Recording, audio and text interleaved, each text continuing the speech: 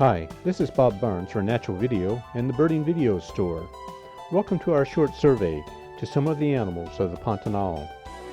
The Pantanal is the largest freshwater wetland in the world.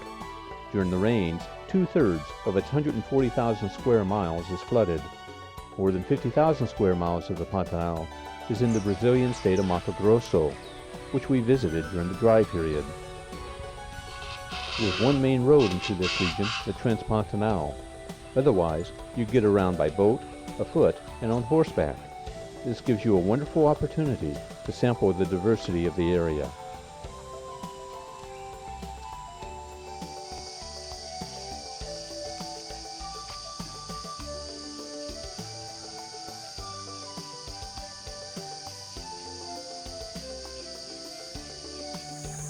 The farther south you go on the Trans-Pantanal, the more narrow it gets, and although you may not believe it possible when you cross the first bridges, the worse the bridges get. There are a few side roads which you can use to get to major rivers.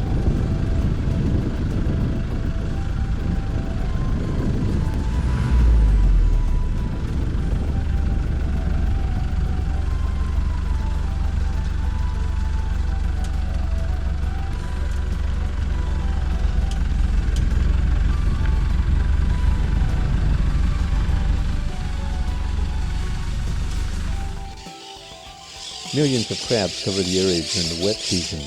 Even during the dry period, you can still find a few. Crabs, snails, and various insects provide an abundant food supply for the mammals and reptiles which live here.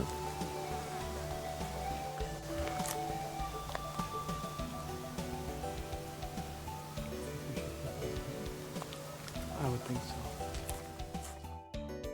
Many people come to this area to see big cats, especially the jaguar. We failed to tape the jaguar, but did find ocelot on 2 occasions. Ocelot can weigh up to 15 kilograms and are 1.5 meters long with that tail.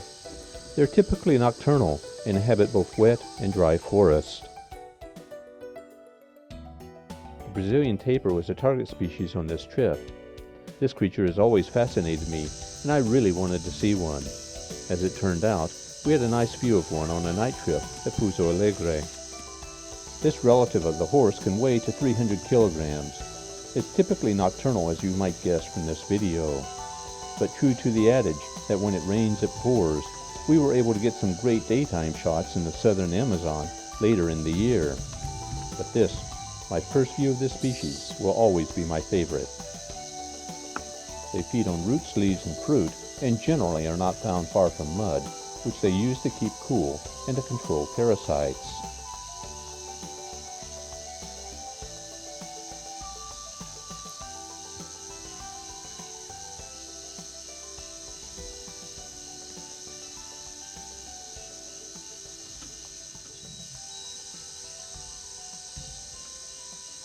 É brincadeira, eu vou direto no próximo.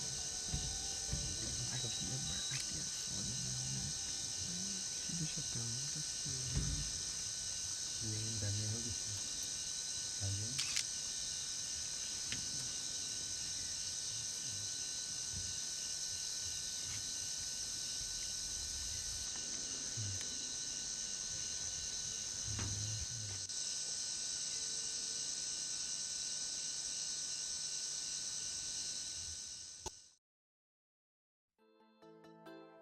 The crab-eating fox is a nocturnal species we were lucky to find during the daylight hours. During the wet period, it feeds almost exclusively on crabs. At other times, it feeds on small mammals, lizards, insects, fruit, and mushrooms. It grows to 1 meter in length and lives in a variety of habitats.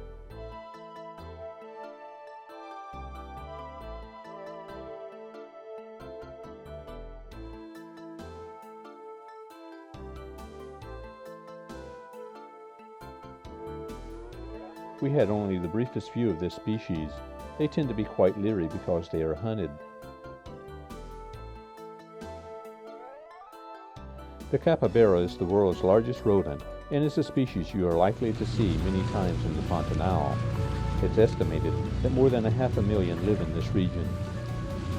It grows to 1 meter in length and can weigh as much as 70 kilograms. They are found in small groups or in herds of up to 40 animals.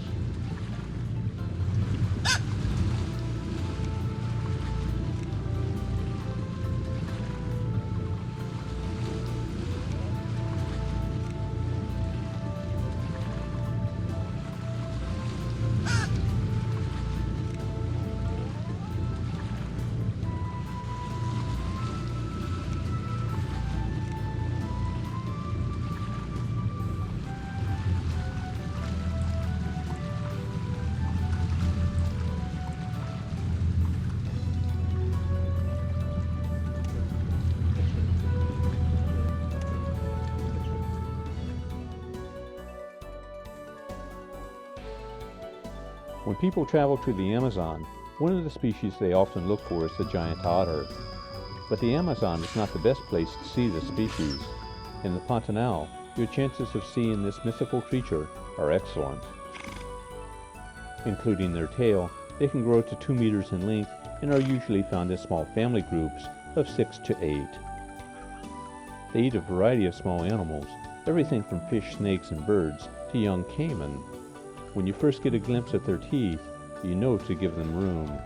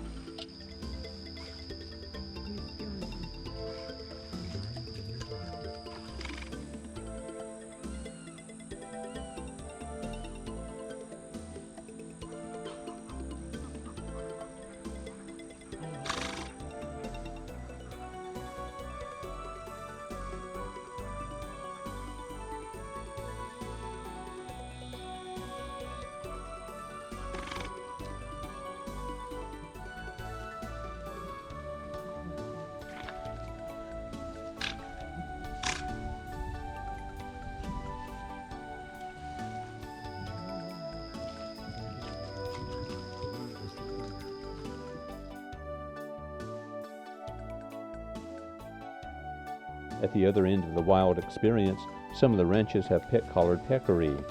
In the wild, they grow to 1 meter in length and weigh to 20 kilograms. When I have encountered them in the wild, they have been in small groups of 10 to 20 animals. Their hair is coarse and spiny and very oily.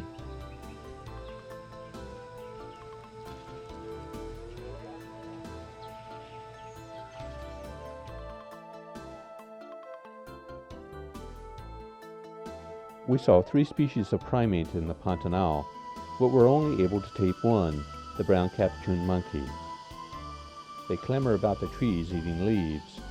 Including their prehensile tail, they grow to 1 meter in length.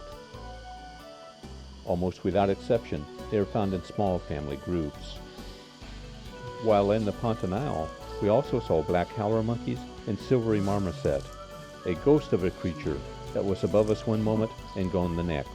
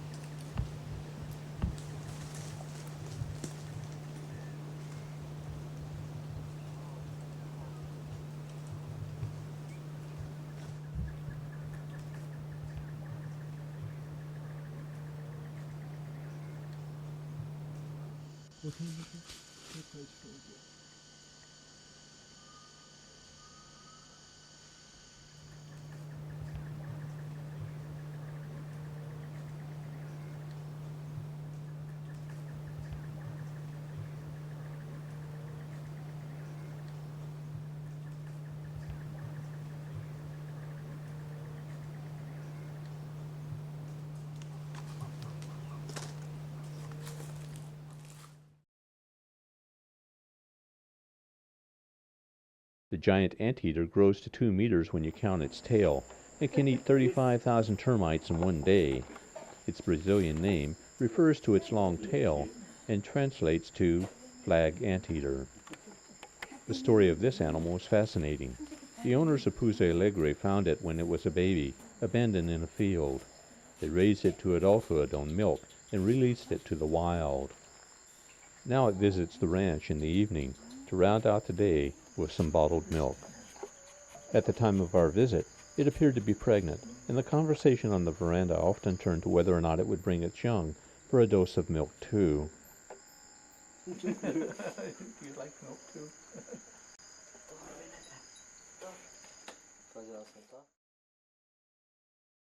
And now for a few reptiles. This yellow anaconda was found at Pusa alegre. These are big snakes. Although not poisonous, its bite often results in a severe secondary infection.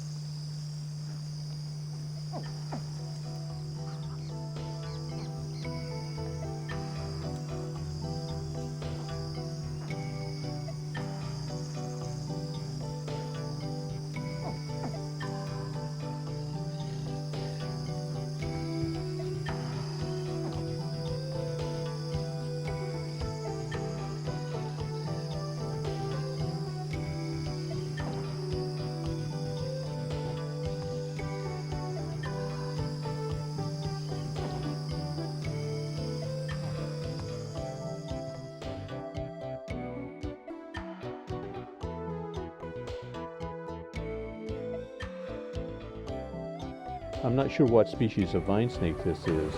I just know that I almost sat on it.